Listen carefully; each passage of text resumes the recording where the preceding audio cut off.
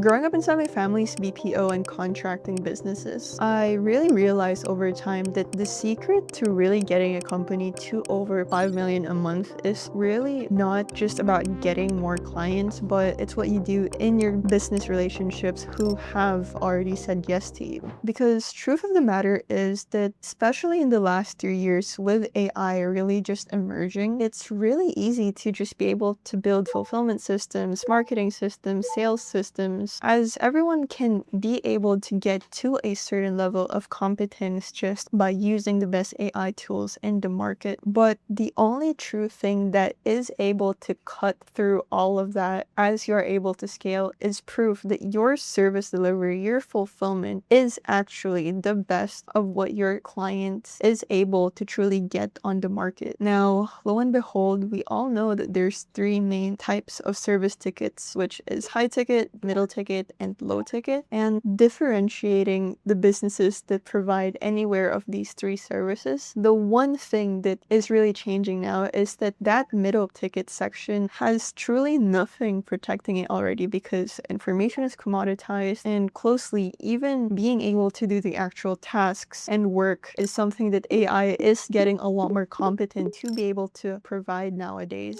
causing this middle to be squished both from the business offering high ticket services. Now, as we may know that what most businesses right now really focus on is just trying to get as much clients in the door, and of course that is what will be able to get you to a certain point in your business. And to be able to charge either high or low ticket, the thing that's really establishing one over the other is just really having the best case studies and fulfillment in the game, as I said earlier in the video. Now, at a certain point of your company, which happens a lot more sooner than what most people think, is that you pretty much just grow out of just focusing on just sales and marketing as the main core things of the business. Now, controversial opinion, because a lot of people say that, hey, if we can just get more clients, we can just get more distribution, more people know about us, then that in turn will make our fulfillment better in the long run, which of course I do firmly believe in that. But yes, there is the true concept that the more volume that goes through your fulfillment and your service will improve your service over time. But as much that is true, people always just leave it as something that is the back end problem of the business, or someone else can be able to figure out this problem. But once you start getting your initial clients, and the main priority that you need to be able to actually set is number one is really knowing your numbers, such as what is your LTV, what is your average order value, what's your churn rate. All of these little things matter so much because despite majority of people thinking that, hey, let's just get more clients, let's just sell, let's just keep on marketing to every single person. And yes, that can work as a value entry to be able to get people more educated about you and understand what they need and then be able to buy into your high ticket service over time. But what most clients now realize nowadays is that if you're going to be doing a high ticket service as a one size fits all solution where you're just going to be putting them into a funnel down system of like, okay, here's step 1, 2, 3, 4, 5, 6,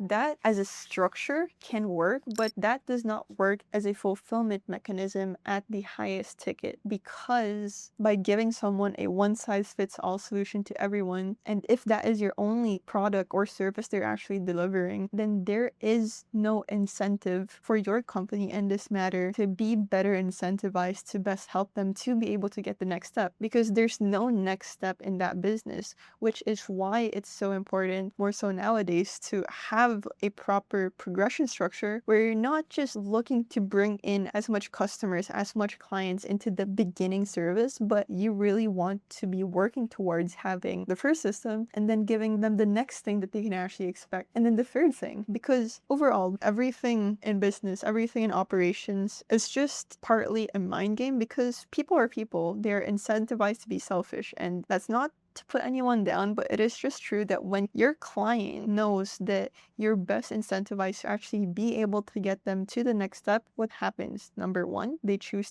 to buy from you more, they choose to trust from you because they have more confidence to put that financial risk up front and work with you, because they understand that you have the intrinsical selfish motivation to actually get them to their desired outcome, which appeals both to the human nature of both both your company and also your client's company. And throughout this, let's say, 3-step process, once you have that in your company, if someone at, let's say, the beginning stage realizes that they aren't as fulfilled, they aren't as happy with what they have been able to get so far, it makes it so much easier to be able to say that, like, hey, talk to me. What's wrong? What happened? How can we actually make you better to be able to get to this next step, which mutually benefits the both of us because it's the client and the business both working to the best of each other's interests. And relationships like that, client partnerships like that, is something that really matters so deeply to be able to better scale your company. Because what happens?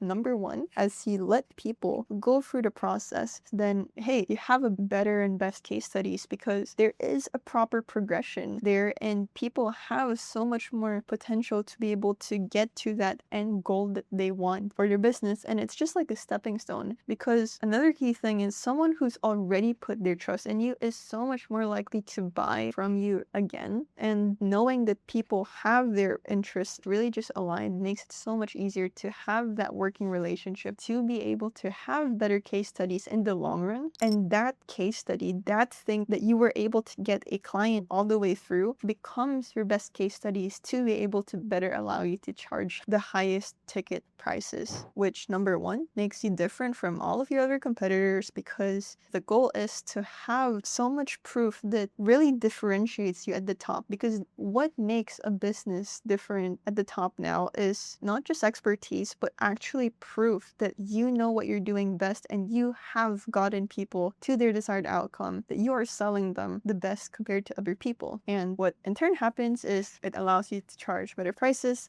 get more new clients in organically as they have seen what work you have already been doing for other people. And then in the middle process of them actually being in your business is that you get people to buy more, you get people who are happier to be able to pay you more, be re-engaged, and really just have that long-term relationship with you, which matters so much in long-term game in the business. Now, let's say you do have already the 3 key points that you're working on in the business. What matters then is making sure that you are doing every single thing in your capability to best improve your fulfillment, to be able to make your marketing, your sales so much better. And after you've done the hard part already in the beginning of getting at least brand awareness to get you your first 5-10 initial clients in, you really want to focus on getting those case studies, which is something that a lot of businesses actually just tend to put aside. But focusing in that is truly the thing that will make you different from all of these companies and will make you a one truly just the longer run. Now, to cover deeper into fulfillment systems, there is so